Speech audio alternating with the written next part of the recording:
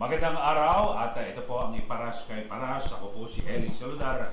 Kasama natin si Secretary Jing Paras. Secretary, magandang araw sir. Magandang araw po mga kababayan. Of course, magandang araw sa aking kaibigan, Paring Eli Saludar. Mga kababayan, ito na naman tayo sa ating podcast, Iparas kay Paras. At tila lumalaki yung apoy sa issue tungkol sa pagkamatay noong Rustans heir na si Paulo Tantoco. Pero the death of Paulo Tantoco is not important. Because whatever the cause of his death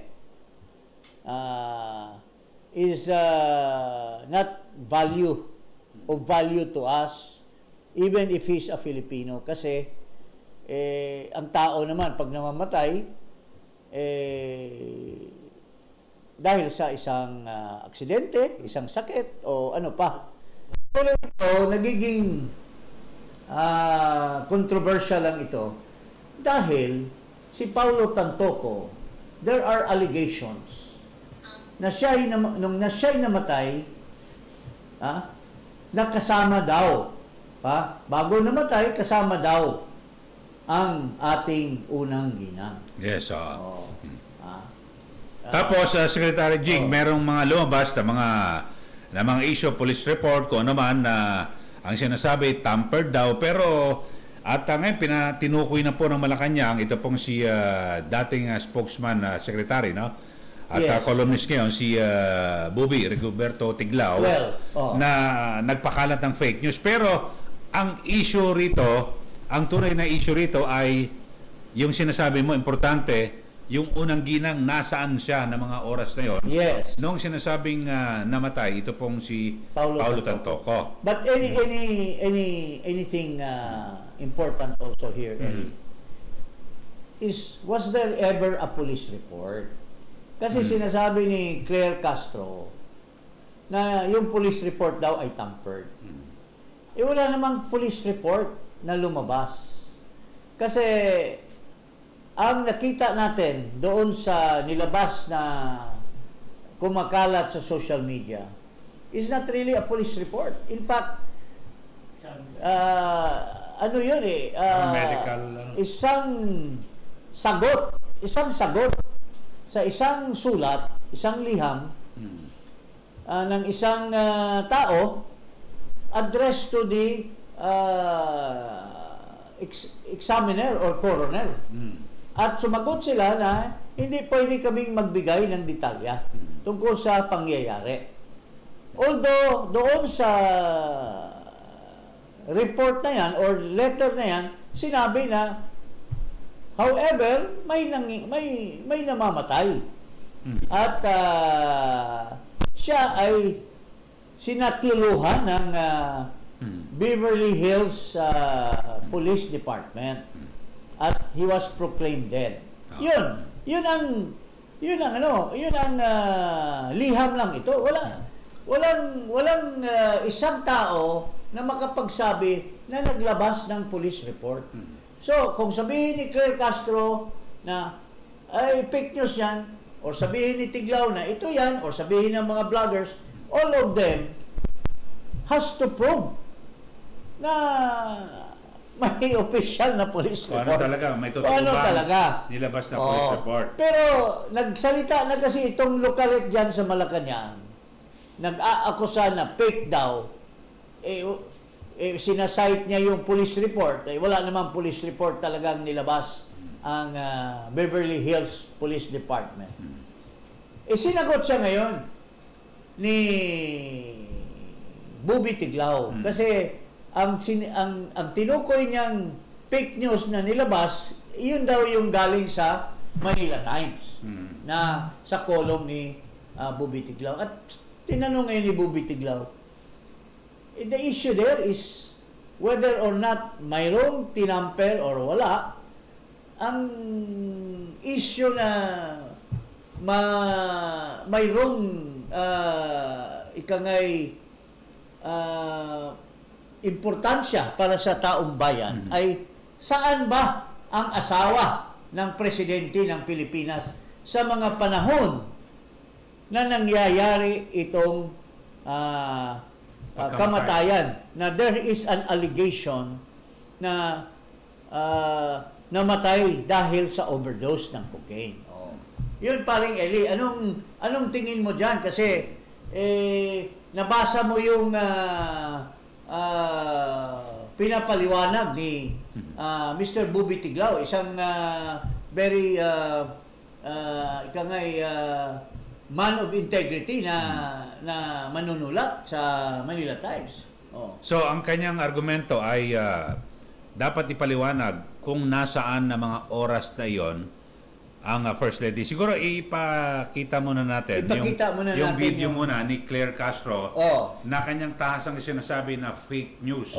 Tampered yung lumabas na dokumento. News of the late Paulo Tantoco's death revealed cocaine overdose and remains an open investigation. Since he is part of the First Lady's entourage, may we know if the First Lady will comment on this? And from the Malacanang po, the presidential sister released a statement. Senator Amy is calling for a comprehensive report from the palace to dispel further speculation. Nakakalungkot dahil yung mga pribadong tao na nagluluksa ay nadadamay sa pamumulitika. Ginagamit ng ibang mga obstructionists para masira ang First Lady, ang Pangulo at ang administrasyon na ito. Nakakahiya ang kanilang mga ginagawa. Unang-una, si Mr. Paulo Tantoco ay hindi po kasama sa official entourage ni First Lady ng unang ginang. Nakakahiya dahil gumawa sila ng peking police report. Naturingan journalist, mga dating spokespersons, hindi marunong mag-imbestiga ng sarili. Hindi sila nagiging journalist, kundi nagiging propagandista ng kanilang mga sinusulong na interes. Ang sinasabing police report na naipost sa Facebook ay isang malaking kasinungalingan. Kahit kayo po mismo ay maaaring mag-imbestiga sa nasabing lugar sa Beverly Hills Police Department para malaman nyo na yung nilagay sa Facebook na may guhit na color pink, kung di ako nagkakamali, ang parting yon ay dinagdag lamang. Nag-start ang mga salitang, and I quote, "and the cause of initially suspected to be drug overdose up to the word Miro," yan po ay dinagdag lamang. Ito ay mga gawain upang masira ang unang ginang, ang Pangulo at ang administrasyon na ito para sa pampersonal na interes. Tandaan po natin, ang unang ginang po, nung siya ay nasa Los Angeles, ay meron po siyang security service provide ng US. At meron din po siyang kasamang PSG. Hindi rin po siya nag-stay nasabing hotel ni Mr. Tantoco. Iba po ang kanyang hotel. At meron po siya mga activities, March 8. Kung pwede po nating makita, maipakita sa monitor. March 8, makikita niyo po sa screen na mayroong konsyerto para sa Pilipino. Makikita niyo sa larawan din, Secretary Cristina Frasco. March 8 yan ginanap, hapon hanggang gabi. Papaanong masasabi ng mga obstructionist na to, ng mga fake news peddlers na to, ang patungkol sa nakita nila mga tao doon sa vicinity? Unahin natin muna siguro yung sinasabi police report. Wala raw police report. Ito kasi meron akong sulat at ito na kuha rin ito ng Net25. Ito kasi merong nag-request sa mga kababayan na regarding yung ito parang sinagot nila yung email. Response to California Public Records Act request ito, death investigation report. So dito ay hindi na nila maibibigay yung detalye. Kaya lang, ipin-provide nila yung sinasabi, yung crime incident, death investigation. Tapos nangyari, na-i-report March 8, 2025, 11:32 a.m. So, umaga na. Ang concert gabi yun, diba? Yeah. So, umaga nangyari at na-i-report yung sinasabing incident. Ng March 8 din? Oo, ng umaga na. Ang umaga? Umaga, so March 9 or? Pero dito nakalagay, Saturday, March 8. So March 8 nangyari yung namatay si Tantoco. Tapos March 8 yung concert. Parang parang magulo yung yung magulo oras. Yung yung oras. Tapos mayroong kasayahan it's important that we have to reconcile the dates. Tingnan natin yung sayawan, itong We Shall Survive.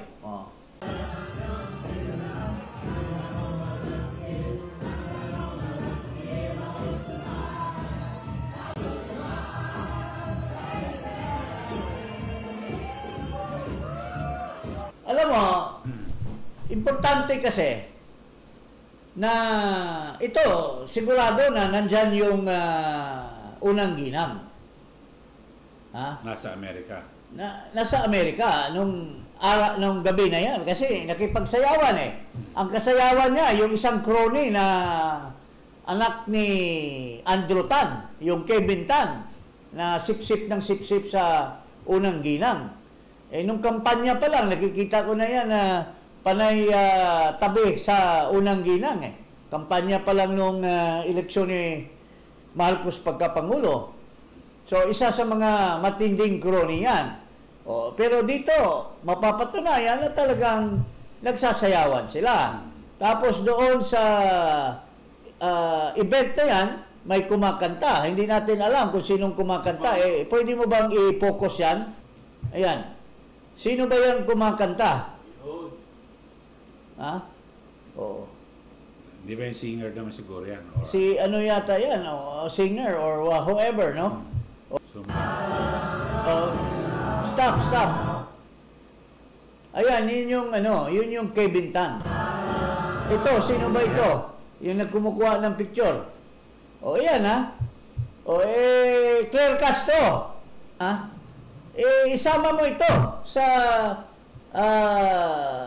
pagdadaldal mo. Andyan ang unang ginang nakipag-party-party. So, part ba ng kanyang official trip yan? Makipag-party, makipagsayawan sa isang crony? Madam Fake News Claire? Pangalawa, kailan yan nangyari? Is that March 8 or March 7? Kasi the date will tell us the story of what transpired. Since itong unang gina ay hindi ordinaryo na citizen ng bansa, asawa siya ng Pangulo, it presuppose na kung anong ginagawa niya doon, may pahintulot ang ating Pangulo. At sinasabi ni Claire Castro, mga kababayan, na ano daw ito? Official. Tapos yung mga ibang tao dyan, hindi daw kasama sa entourage. Including Paulo Tatoco. Miss Lucaret Castro, that's fake news. You have lied to our Filipino people. Because yung si Tatoco is necessarily a part of the entourage. Why? Andoon yung asawa niya Hindi ba? Yung asawa niya ay Deputy Social Secretary. Deputy Social Secretary. So what is her business with the First Lady? Did they travel there on their own? Or they were part of the entourage? So hindi po totoo yan na hindi kaparti ng entourage yung Paulo Tatoco. Eli, anong masasabi mo? Now, i-relate natin yung siguro sa column ni ngayon ni tanong ni Bobby Tiglao. Sige. Sige, ipasok natin. Let's put that. Kasi napaka sinungaling itong Claire Castro na to Kasi dito ay pinalilitaw na fake news itong si Bobby Tiglao. Pero ang tanong niya, but where was the First Lady when the tragedy unfolded? Ayan, sinasabi niya. So, Palace apologies, Claire Castro claimed that First Lady Luisa Araneta Marcos was not with Juan Paulo Tatoco on March 8 when the luxury retail executive died from an accidental cocaine overdose. She dismissed as fake the Beverly Hills police report that went viral on social media, which purportedly said Araneta Marcos was among Tatoco's companions at the time of his death. She claimed that detail has been added to the report circulating online. in an attempt to connect the First Lady to Tantoco's death, an incident that happened while she was also in Beverly Hills to promote a Philippine Film Festival. Castro also denied the report from U.S. publication, meron pa lang na to sa publication, that Tantoco was part of the First Lady's entourage. Ayun. In her usual belligerent stance toward the media, she even said Malacanang was studying legal action against groups and individuals spreading fake news. To use that famous Shakespearean line from Hamlet, kinote niya na lang yan. Sa baba. The lady doth protest too much. Methinks Shakespeare meant that one's excessive denials or protestations of innocence are in fact signs of guilt or insincerity. So, yun ang patama niya kay Claire. Patama niya na ikaw, Lucaret, protesta ka ng protesta. At the end of the day, ikaw naman ang talagang sinungaling. So, parang sinasabi ron, look who's talking. Look who's talking. Parang gano'n. Oo. So, ang sinasabi nitong si Lucaret, ano daw, propagandist daw at saka kung ano-ano mga inaakusa niya dito sa mga taong bayan. So, pero idugtong natin, kasi merong hinala na cover-up dito eh. I suspect a major cover-up for a dark episode has been underway in the past 4 months after Tantoco died on March 8. Notably, other than Castro, one other writer reported that the Beverly Hills Police themselves claimed the viral social media report was not authentic. Ayun. So, I myself emailed the Beverly Hills Police asked if the report was authentic. So, siya pala mismo, So, you don't need to ask the Philippine Consulate as one can get in touch with the Beverly Hills Police directly from Manila. Okay. Ito. Itong isang Lieutenant Chris Coulter of the Bureau of Investigative Services replied, the document you have provided was altered and that information was not released by the Beverly Hills Police Department. He sent a second email, clarifying that the real police report did not contain the sentence companions of the victim were summoned to the BHPD for questioning, which were Dina Arroyo, Tantoco, Lisa Araneta, and Alexa Miro. So I found Coulter's reply revealing he didn't deny, ito ang sinasabi niya, that the three were summoned for questioning, nor did he categorically label it as false. He merely stated that information was not released or verified by BHPD. So, hindi pinabulaanan yung binabanggit ni Bobby Tiglao na yung tatlo. Pero sabi lang, hindi galing sa amin yan, parang gano'n. Hindi galing sa kanila, pero hindi niya sinabing hindi totoo yan. Pero walang sinasabing hindi totoo. Posibleng nagmaniobra na yung bataan nila doon. Alam mo naman, hindi naman fully honest yung mga opisina din ng Amerika. Pwede namang lutong Macau din ang nung nakita nilang mayroong possible na ilalabas na istorya, pwedeng nakiusap na pare, wag mo naman kaming sabihin na kasama namin si Tantoco. Huwag niyo namang sabihin na ang unang ginang ay kasama ni Tantoco on the night of his or on the day of his parish. So ganun pala, ba, asawa mo opisyal, so parang ikaw ay magiging de facto official entourage, parang gano'n sinasabi ng Bobby Tiglao. Kasi yung Deputy Social Secretary, si Dina Arroyo, so kung asawa kasama, so making him a de facto member of the group. Yes. Parang gano'n. Kasama sa entourage. Alam nga naman si Dina, sasama doon yung asawa niya sa ibang eroplano. Or si Dina nag-check-in, si Tantoco may ibang babaeng kasama sa ibang hotel. Hindi naman pwede. Magsama silang dalawa. Parang si Secretary Prasco. Kasama niya yung asawa na si Congressman. Si Prasco naman, hindi naman part ng executive yan. Pero andoon yung asawa niya, part ng event. Kasi andoon yung artist. Oh. Pero may magandang kwento rito, pakibalik mo yung, Okay, yung ibalik mo. eyewitness. Oh. Na ito, pinagbabasyan po namin dito, yung pahayag at dito po sa column ni Bobby Tiglao. Okay. Yung issue sa eyewitness. Ito, mukhang maganda ito. Sige, pakita mo. Yan kasi baka may mga ibang impormasyon. Itong si Bobby Tiglao. Okay, ito. According to one allegedly eyewitness account, which I emphasize, I cannot independently verify. It was at a dinner at the Waldorf Astoria Hotel, a kilometer from Beverly Hills Hilton, of a smaller group close to the First Lady that included Mrs. Marcos and the Tantocos, when Tantoco first showed signs of distress, sweating, incoherent speech, disorientation. According to the account, Mrs. Marcos escorted Tantoco back to his room at the Beverly Hills Hilton around 10:35 p.m. on March 7. Tantoco, it's claimed, later rejoined the party, which continued in the penthouse until 1 a.m. of March 8. So, ayan, yung parang kwento na eyewitness. One alleged eyewitness, a male reporter, reported that between 4:45 and 5:15 a.m., Mr. Tantoco began convulsing and he suggested calling emergency services.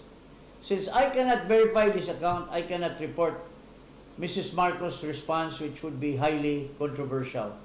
The convulsions became intermittent and ceased at 1:11 a.m. when Tantoco was found unresponsive, and the hotel front desk was called for help. From this point on, events are in the police report confirmed by Lieutenant Coulter. On Saturday, March 8, 2025, at approximately 11:30 hours, officers were dispatched to the Beverly Hills Hilton Hotel regarding a person not breathing. Officers entered the room and observed hotel security performing chest compressions on an unconscious male subject. So, yun ang mga pangyayari. Okay. So, continue pa natin. Pero ito muna, ilalatag muna natin. Yun muna yan. Yung sa mga... Because of these certain allegations that Tantoco, the wife, the husband, who is the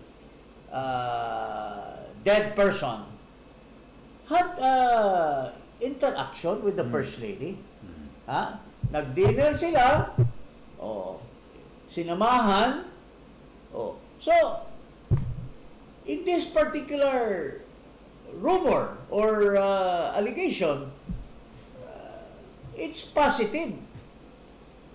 Supposed to be na talagang may interaction si Tantoco and the wife and Lisa Araneta.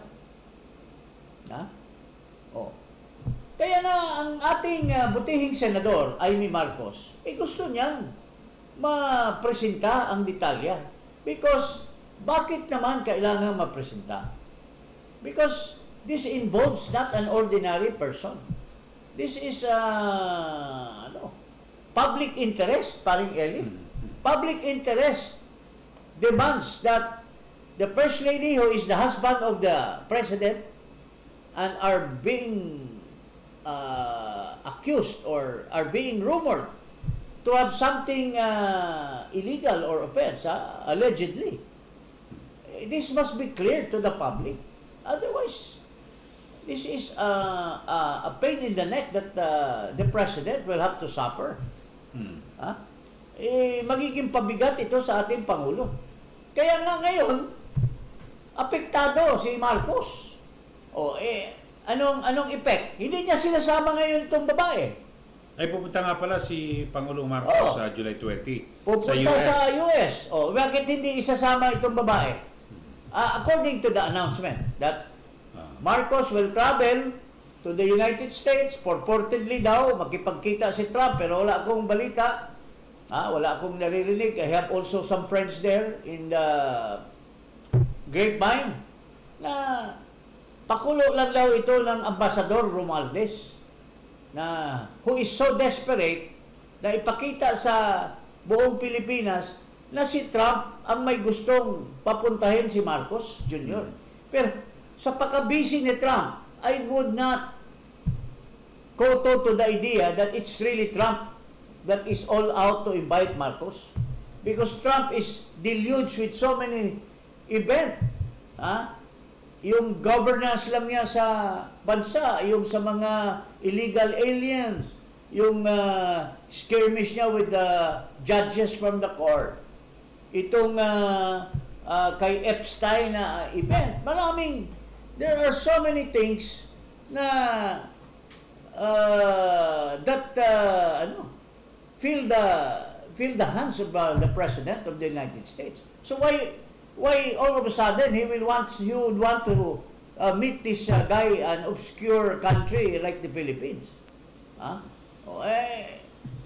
can say I love the Philippines. It's a small country, but to other people like Trump, like the Europeans, they feel that the Philippines is just something that will be ignored, di ba? Paring Eli. So why all of a sudden Trump would want to meet Marcos? Tapos ngayon, inanunsyo nila, mga kababayan, na hindi nila isasama. Hindi isasama ni Marcos itong babae in the height of the allegations that she has been involved in certain indiscretions in the United States. Okay, ang official statement na Malacanang ay hindi raw po sasama si First Lady Lisa Marcos Araneta kay Pangulong Marcos sa kanyang official visit sa Washington next week. Sabi po ni Yusek Claire Castro, yung sinungaling, kinumpirma niya na hindi sasama at hindi raw po magiging parte ng President's delegation. So, ang kanyang binabanggit, mukhang may ibang biyahe ata, no? Si First Lady siguro, baka gano'n. Pero, ang binabanggit ho ng Malacanang ay kaya raw nabuo itong schedule na pagpulong ni US President Donald Trump sa Pangulo.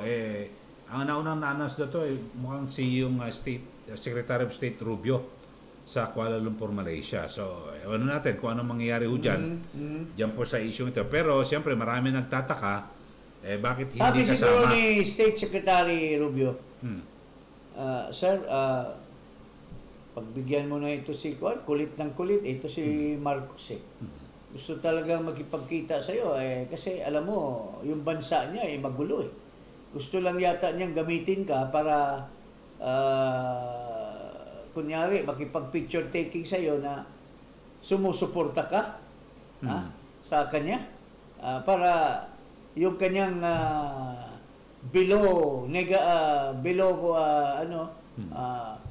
napakababang rating baka mapataas kung nakapagtabi-tabi kayo sa picture. Baka yun ang sinasabi ni Rubio kay Trump. At sabi niya, sige nga, pagbigyan mo na yan. Pero dito may binabanggit yung si Bobby Tigla, no? Yung sa kanyang column. Ito, yung a real national security threat would emerge if US President Donald Trump used this controversy, yung kay First Lady, to blackmail Marcos to extract concessions from us. Maybe more bases, airports or seaports for US military use. So, baka pwedeng i-blackmail. Gusto mong ayusin na yung kasong yan. Posible din. Sabihin ni Trump, ka ng mga EDCA sites na marami. Trump, bongit. Bongit bang pangalan mo? Bangangid. Bongit, sabihin ni Trump. Balita ko, sabi ni Gavin Newsom, involved na yung asawa mo sa mga kalukuhan dyan sa California. May mga report si Mayor ng Los Angeles. Reported to me. Baka dagdagan mo yung mga basis, kundi papalakihin namin yung investigasyon sa asawa mo. Okay? Yan yung sinasabi ni Tiglao. Sinasabi ni Tiglao. So, it's a possibility. That's why there is really enough reason for the demand of the Senator Amy Marcos to clear the air, so to speak. For the Malacanang office to show the real score.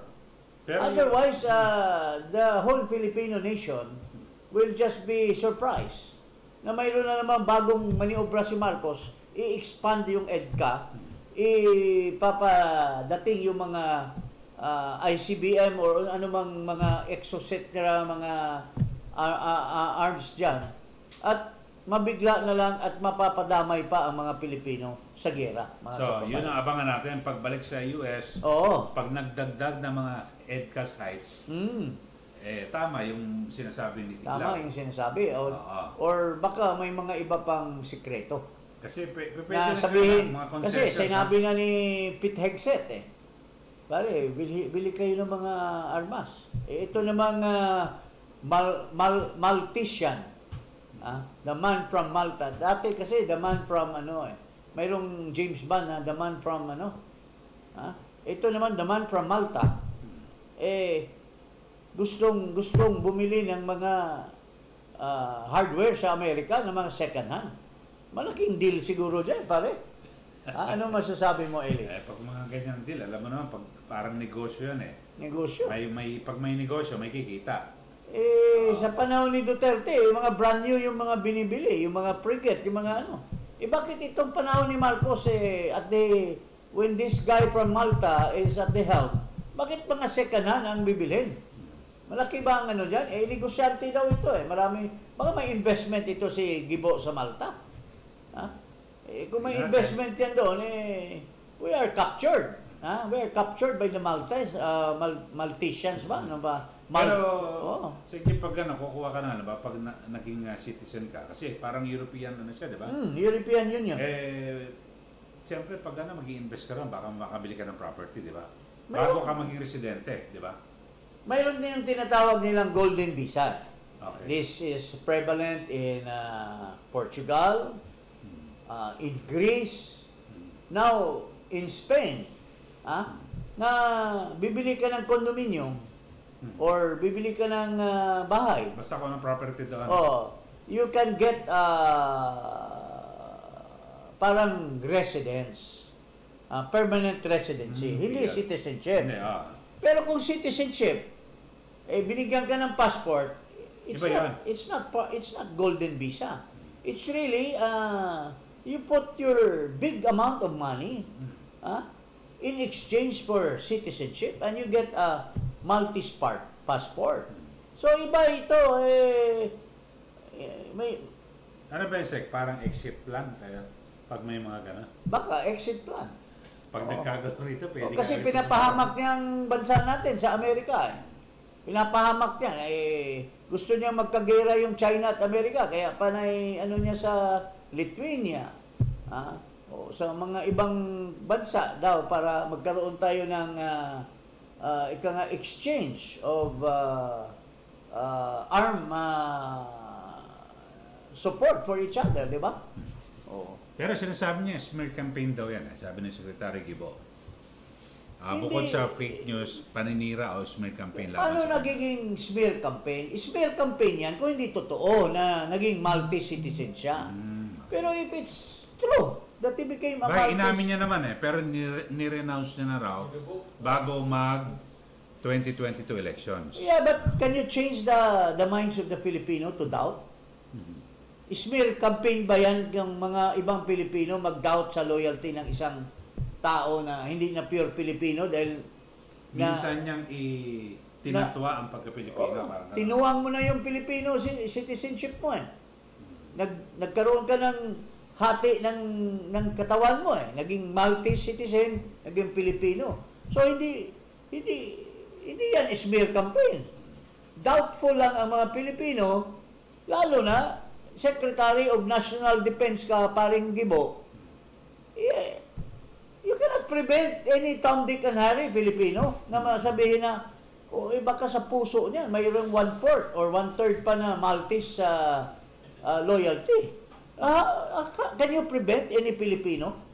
At magagalit ka kasi binisto na once upon a time naging Maltese citizen ka? And did you ever disclose? Ang tanong natin kasi nito kay Gibo, Okay, nag-renounce ka. Kasi tumakbo ka. Pero, did you disclose other matters like, I still have property there. My money has remained there. I have an investment. Kasi when you renounce, it doesn't mean that kunin mo din lahat yung propiedad mo, bahay mo. Ikakarga mo sa eroplano yung bahay mo para itirik mo na dito. You have to disclose that. O how much property do you own in Malta up to this point? Why did you even apply multi-citizen? Anong purpose mo? Para lang magbakasyon? Para lang kang magbakasyon? There must be some important reason why you change citizenship or why you became a multi-citizen. Iyan ang gusto malaman ng Pilipino. Hindi lang yung sa commission on appointment na sasabihin mo lang, nag-renounce na ako Sabihin mo lang, tumakbo akong senador pero wala bang naiwan na Maltese word dyan sa puso mo? Kasi mayroon ka pang mga propiedad doon na naiwan? Don't you think that will influence you somehow? Para ikaw, kung makabili ka ng 2 bahay doon, Eli.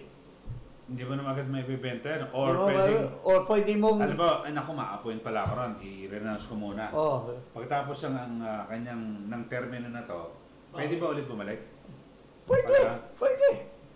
Ako kunin mo ulit yung yung kasi may property ka sabihin mo pa rin, hindi ko naman binenta yung property.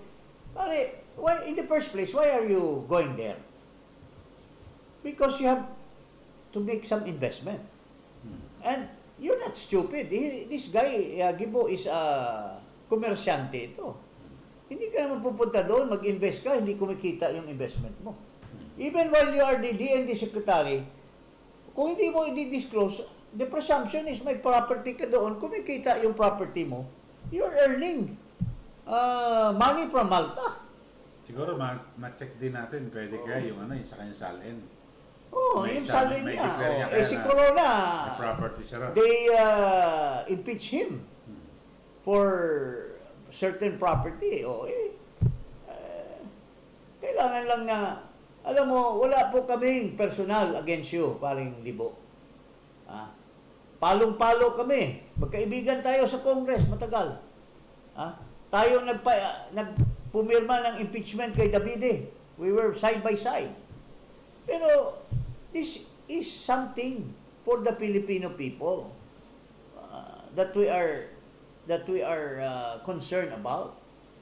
Di ba pare? Ikaw, DND secretary ka. May puso ka na Maltese, European Union.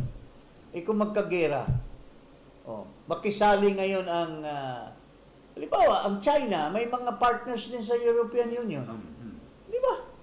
Magpadala ng jet dito. Tapos ikaw, kampi ng Amerika. Di magkaano. There might be a conflict, di ba? Lang sinasabi natin. So going back doon sa kay Tiglao, anong parting words mo doon, paring Eli? Yung siguro pinakamainam dito ay maglabas nga po ng statement. Sabi nga ni Senator Amy, yung comprehensive report. Ilabas. Ito yung miyembro ng entourage ng First Lady. Yes. Ito, umalis kami dito, anong araw, bumalik sa Pilipinas, ganitong araw. Tapos, yun, para makita because rin. Because this involves public interest. May PSG ka na dala-dala doon. Sinong nagbabayad ng PSG? Sinong nagbayad ng aeroplano ng pamasahe ng PSG? Filipino people. Taxpayers' money. Ikaw, as representative of the president, magkano ang ginastos mo? Yung sila Prasco na sinama mo doon kasi mayroong event na ino-organize ang Metro Manila. Chairman ng MMDA. Chairman ng MMDA. Kasama sa entourage mo. All of them are spending taxpayers' money. So, is it asking too much from the office of the president? Alam mo, mayroon bang ano dito? Ika nga'y it's good for the goose, not good for the gander. Gusto niyong questionin yung Vice President ng kanyang travel. Tapos si Marcos, kinwestiyon ng travel. Sabi niya, I don't know, don't have the numbers. Pero hanggang ngayon, wala pa rin kayong binubulgar na magkano ng bilyon na peso na nagastos niya. So in the same way that Marcos is spending, the First Lady is an extension of the President. So there must be certain amount of money. And that is public interest demands that pakita nyo kung ilang nagastos sa taxpayers' money. Kasi right now we're borrowing so much money from banks, international and local. Oh. So, yun lang po, paring Eli. Anong last parting words mo dito? Okay, so yun lang mga kababayan at syempre tulad na binabagit mo kasi merong sinabi noon si Yuse Claire Castro nung bumiyahe si BP Sara at ang sinabi kong official or personal. Pag official, dapat daw ay pagdating may report. O ngayon, kung official itong biyahe ng ating unang ginang, siguro dapat din mag-report sa tao. So, mag-apply yung Shakespearean na quote niya na. Quote ni Juan na ikaw, sabi ka ng sabi, ngayon sinisingil ka, anong masasabi mo? Kularet. Lucaret Castro. Anong masasabi mo? Hoy, baka hindi na pwede ito magsalita. Nag-resign na pala ito eh.